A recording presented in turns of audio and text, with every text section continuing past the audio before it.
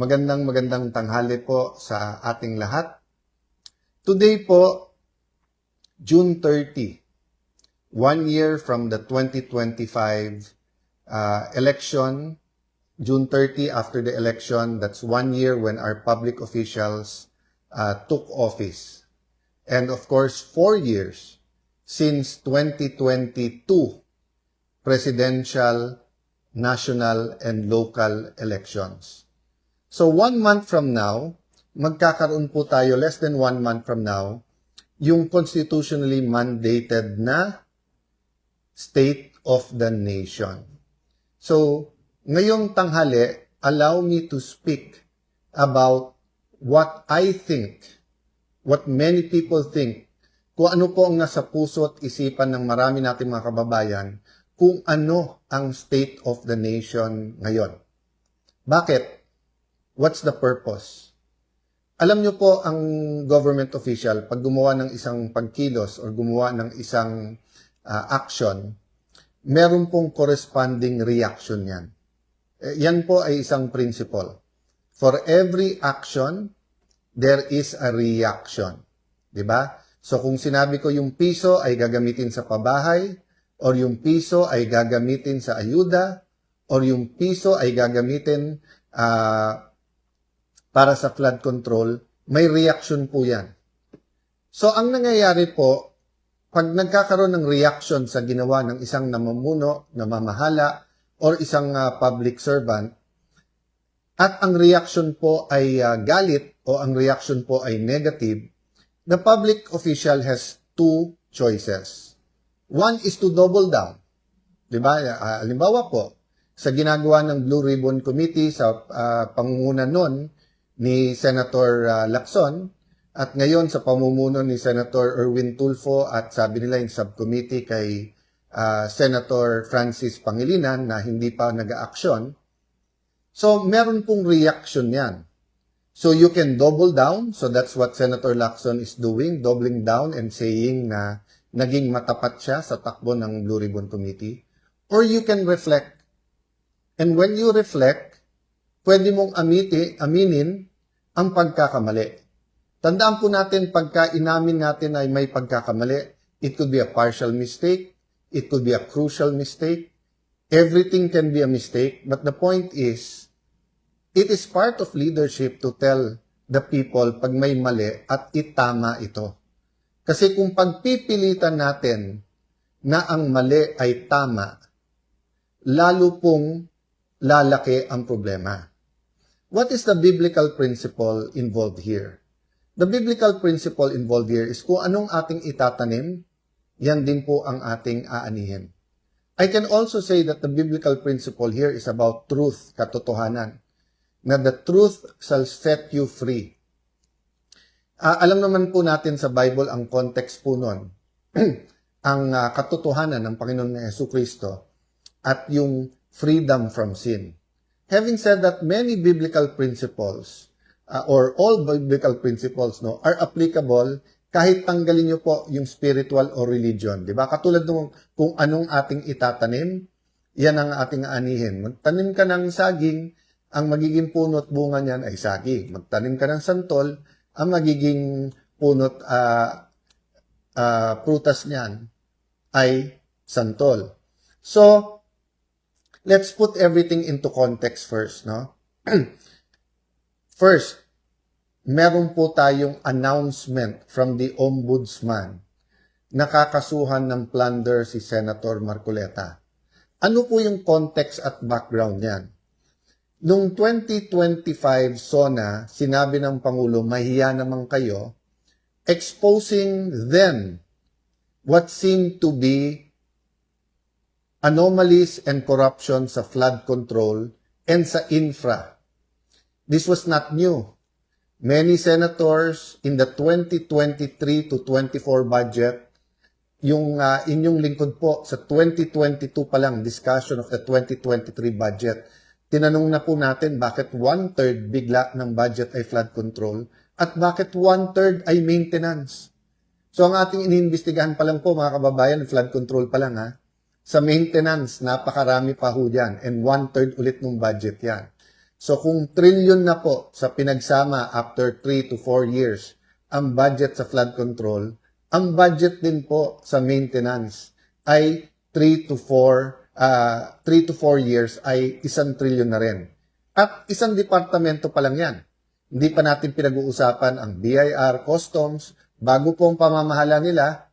So I'm referring to before 2025. Ganon din po sa iba pa hong ahensya, sa DA, sa DOH po, no? Wag na po yung corruption na nababalita, yun na lang pong hindi makadeliver ng mga bakuna at mga gamot na dapat bilhin at panay excuses ang ating inaabot. So, kasabay po ng ating State of the Nation, ngayon 2026 is the 40th anniversary of the EDSA Revolution.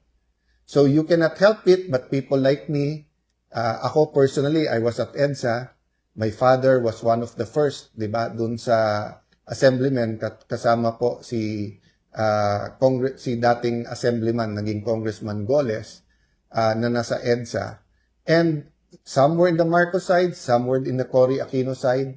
But the point is, 40 years later, that's one generation. Biblically, that's one cycle, 40 years. Ano nangyari dyan sa generation na yan? Sa Monday po, July 6, mag-uumpisa ang impeachment trial. That's an issue by itself, whether it will be impartial, may ginagawa ba ang administrasyon na to, may kilalaman ba nito? Ang May 11 at May 13 na kaganapan sa Senado, May 11, pag-deploy ng mga NBI para hindi po makaboto si Senator Bato. May 13, yung mga armado, naka-full battle gear na mga taga-NBI na pumasok sa Senado, hindi lang sa GSIS. Patuloy din po ang conflict sa Middle East. Sabi may deal na, tapos wala. Kahapon may deal na ulit. At of course, we're all praying na magkaroon ng tunay na kapayapaan, tunay na peace, na magkaroon ng agreement. But habang bumabalik-balik ang sitwasyon, patuloy pa rin ho ang taas ng presyo ng gasolina, patuloy pa rin po ang disruption. Hindi lang po sa natural gas, hindi lang sa oil and gas, pero pati ho, for example, sa fertilizer. Dahil nga po, yung byproduct ng natural gas, yung urea, ay siyang pangunahing ingredient o yung ginagawang fertilizers. Today, nag-file din po ang ating mga abogado ng isang manifestation sa Supreme Court na nire-reiterate po ang final natin na hinihingi na magdesisyon ang Supreme Court sa ginawang alleged rump session ng 12 mga kasama natin sa Senado noong June 3. Maraming implikasyon to. Isang implikasyon po nito, yung Blue Ribbon hearing na ginawa ng susunod na araw na sinasabi po ni Senator Lacson, ni Senator Erwin Tulfo, ng administrasyon na yun po ay hindi tunay na Blue Ribbon hearing. So yung pag-file po natin sa Supreme Court ay pagsasabi that this is not about the Senate presidency. This is about constitutional order. It is about the numbers, but it is about the moral boundaries and the law. That is, for example, emphasized in ano ba ang majority of all members. May kaugnayan po to sa impeachment kasi narinig na natin, sabi nung iba, ay pag 23 lang sila o 22 lang, baka hindi 16 ang kailangan para mag-convict. Earlier, nasabi ko na, so ibig sabihin 12 pa lang sila noon, ngayon 13 na. So ibig po ba sabihin kapag 6 ang natanggal na senador or kinulong, 12 pwede nang i-convict ang kahit sinong impeachable na officer. So, kasama din po sa balita ay kahapon yung announcement ng opisina ng kagalang-galang na ombudsman, nakakasuhan ng non-bailable na kaso si Senator Dante Marcoleta. Non-bailable po ibig sabihin sususpindin siya, makukulong hanggang matapos yung kaso. Ibig sabihin hindi siya makakalaho sa Blue Ribbon man, sa Blue Ribbon Committee man, sa session or sa impeachment proceeding. So that's the importance of our petition in the Supreme Court. I will talk more of that in the coming days, but I think more urgent is that we talk about the protest yesterday and the ongoing protest ngayon sa sa EDSA. Unang-una, ano ba pinaglalaban natin? Nalilito na po yung iba kasi may mga ganon, pro-admin, meron pong laban dapat pero naging Marcos na rin, meron tunay na lumalaban, meron pong sinasabi Duterte, meron pong prayer rallies. So, lahat na po ng klaseng sign nandyan. But siguro po kailangan natin ng isang pagkakaisahan natin. And let me propose this, na lahat po tayo, ito ang ating ipaglaban. We, the sovereign Filipino people, imploring the aid of Almighty God in order to build a just and humane society and establish a government that shall embody our ideals and aspirations, promote the common good, conserve and develop our patrimony, and secure to ourselves and our posterity the blessings of independence and democracy under the rule of law and a regime of truth, justice, freedom, love, equality, and peace. Do ordain and promulgate this Constitution. So give away yung dulo. Do ordain and promulgate this Constitution. So mga kababayan, mga kapatid, mga magulang, ito po ay hindi proposal ng Iglesia de Cristo. Ito hindi proposal ng mga kapatid nating Katoliko. Ito ay hindi proposal ng mga kapatid nating Evangelical.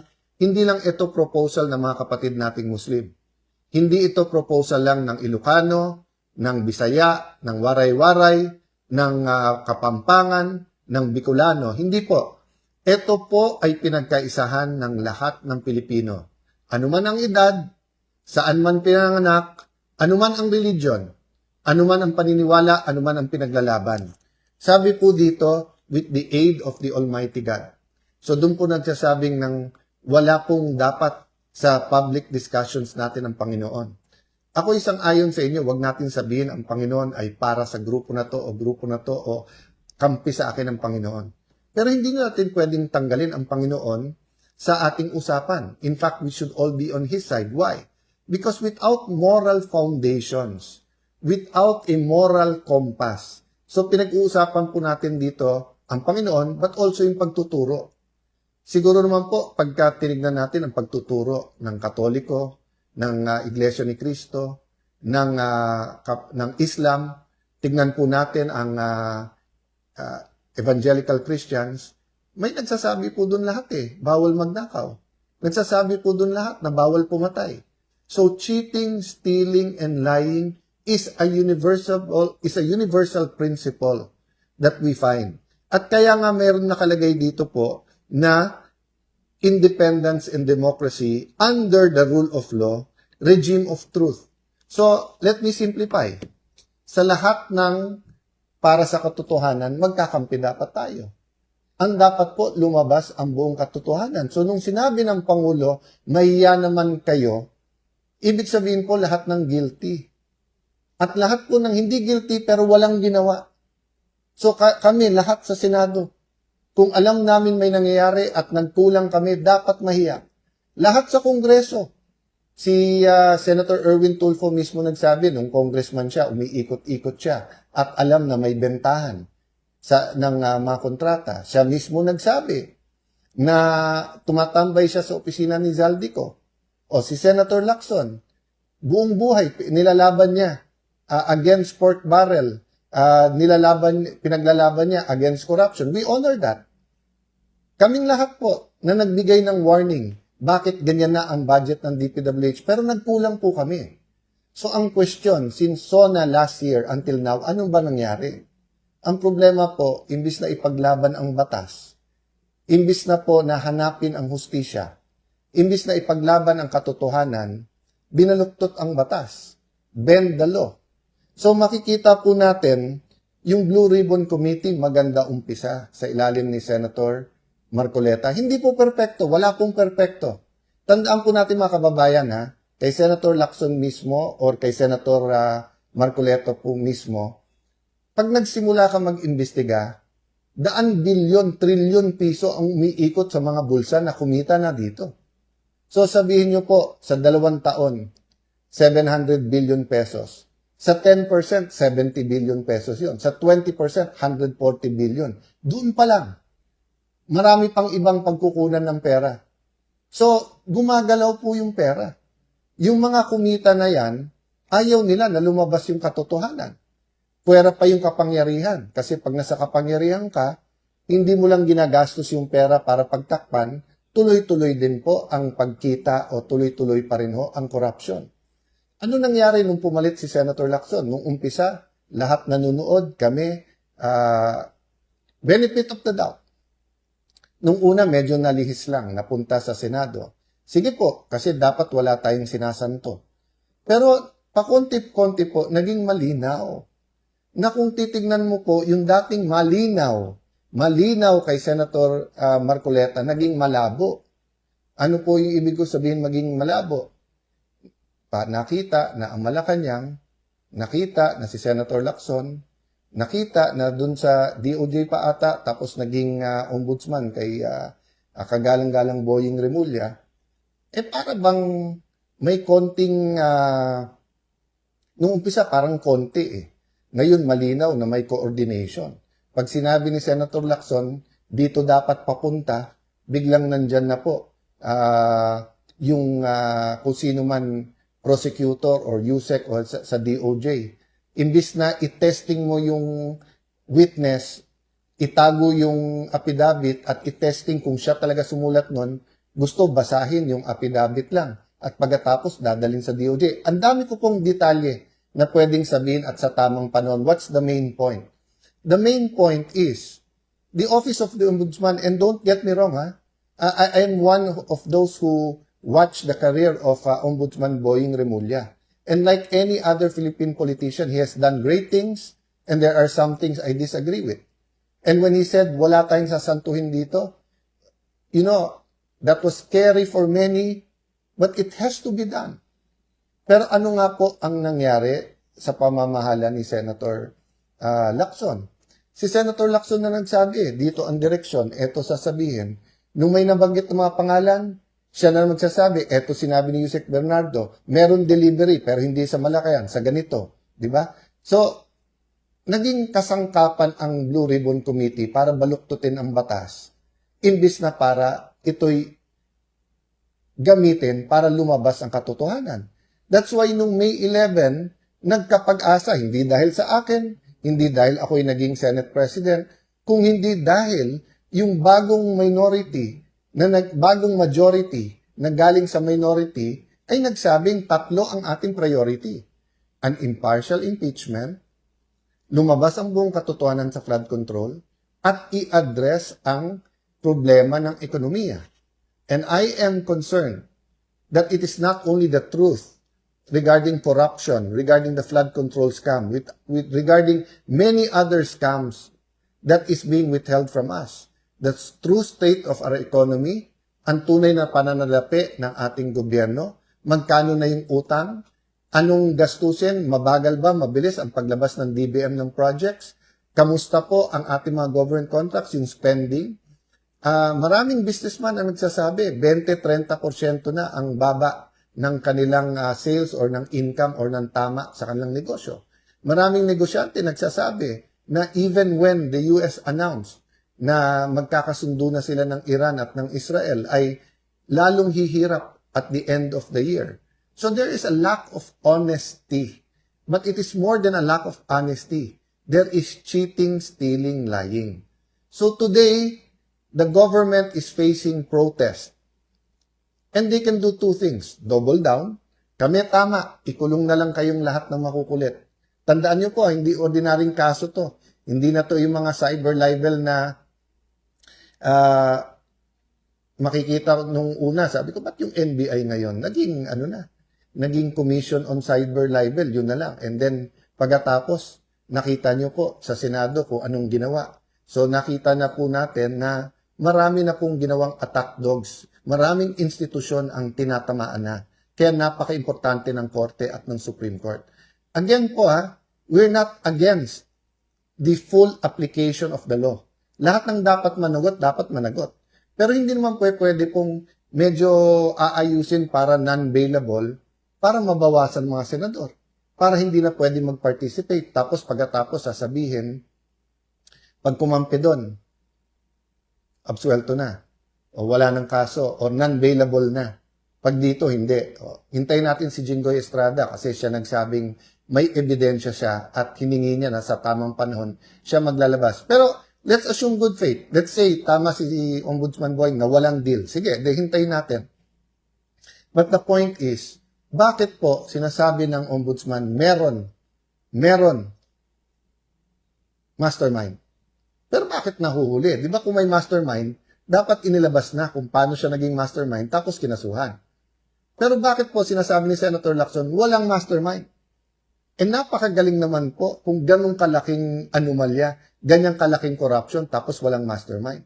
At mukhang yung mga nagiging state witness. So ngayon, biglang si Secretary Bonoan, pagkatapos sabihin, wala siyang kilalaman kay Senator Jinggoy, biglang gagamitin ngayon sa kaso ni Senator Jinggoy, at sa iba pa, kulang na explanation walang basis Mukhang yung mga, dapat kasi pagka ikaw, hindi mo kailangan maging least guilty para maging state witness.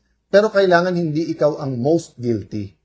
So that is why we wanted another Blue Ribbon Committee hearing. Hindi lang to para sa ex-Marines o dun sa mga bagong witnesses. Ito ay para sa mga napakaraming government officials na binanggit pero hindi na pinatawag.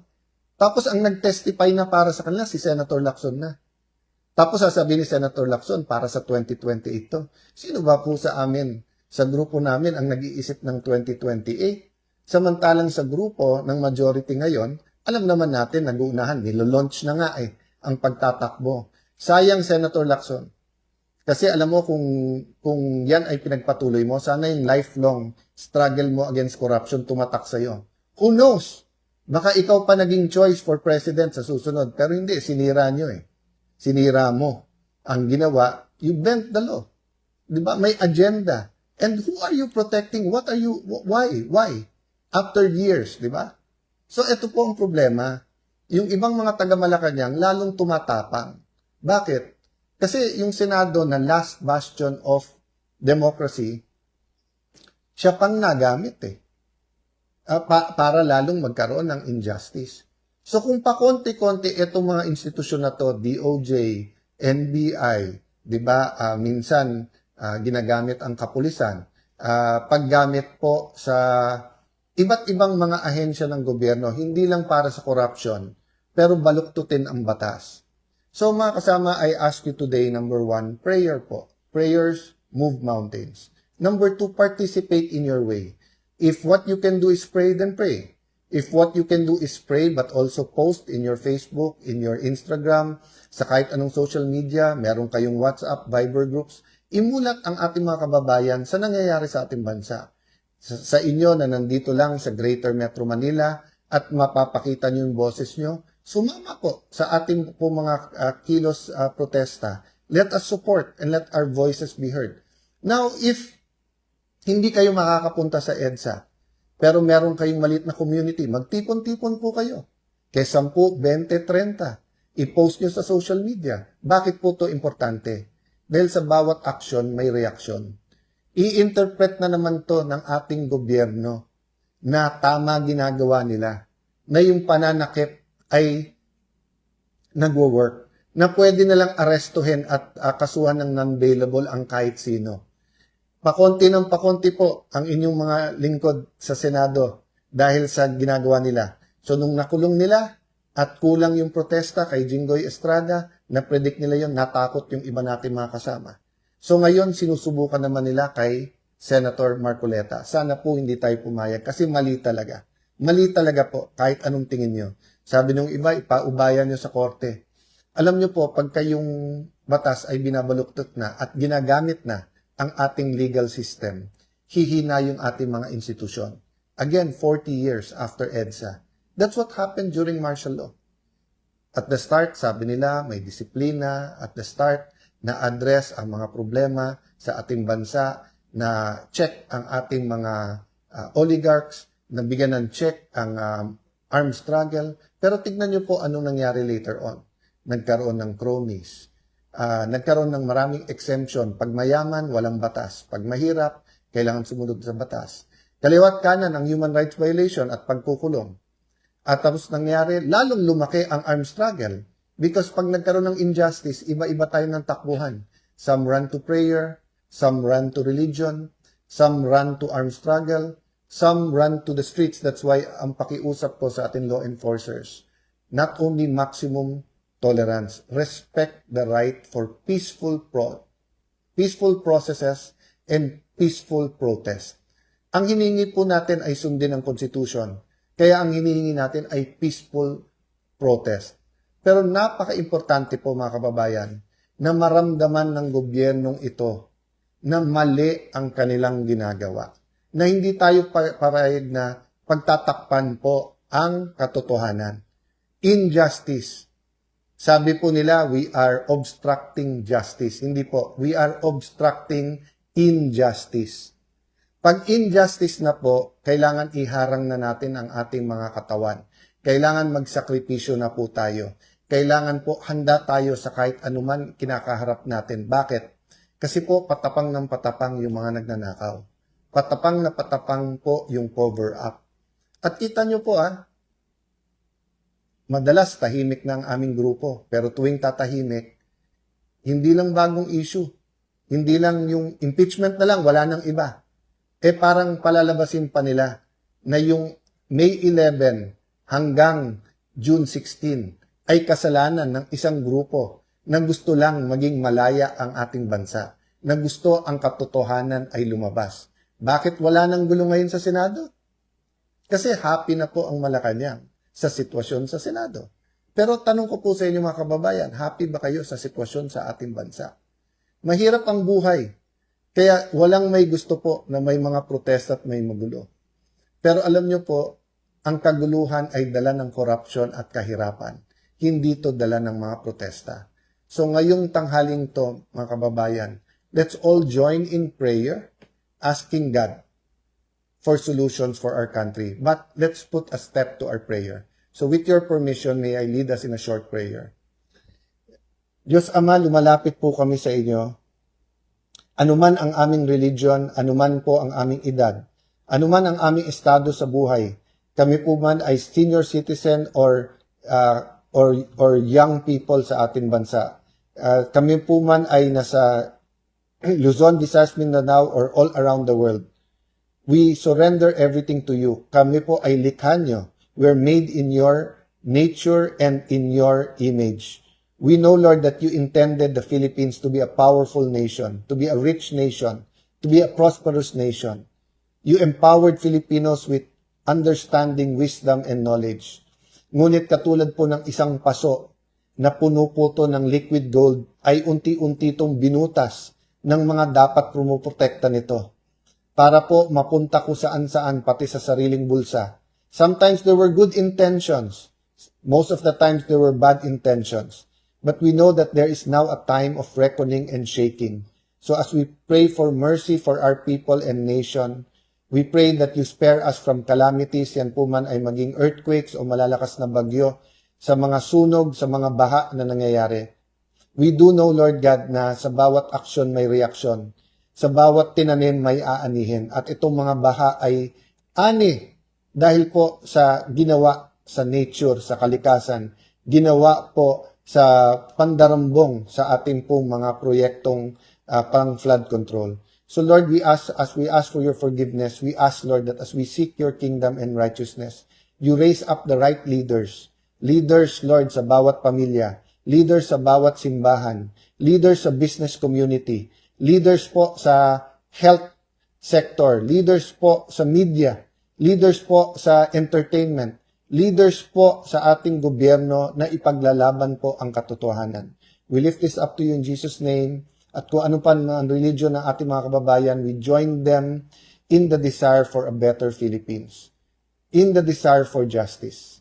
Thank you, Lord God. Thank you, Lord Holy Spirit. So, thank you for praying with me. There are many, many more things that will happen in our nation. Many, many more issues. But we have to start somewhere. And somewhere is number 1, fighting for the same thing. Nasa preamble ng Constitution. Number 2, in everyone agreeing with the rules. Ano po yung rules? Yung Constitution, yung batas. Without those rules, including moral rules, wala tayong character. Wala tayong identity as a nation. And we will not find ourselves unless we have a national identity. And I hope our national identity, again, will flow from what the preamble says. One, it will be from the aid of the Almighty, ang source natin. Then it will promote common good, and it will be based on the rule of law, a regime of truth, justice, freedom, love, equality, and peace. So let's fight hate with love. But let's fight. Magandang tanghali po. God bless you.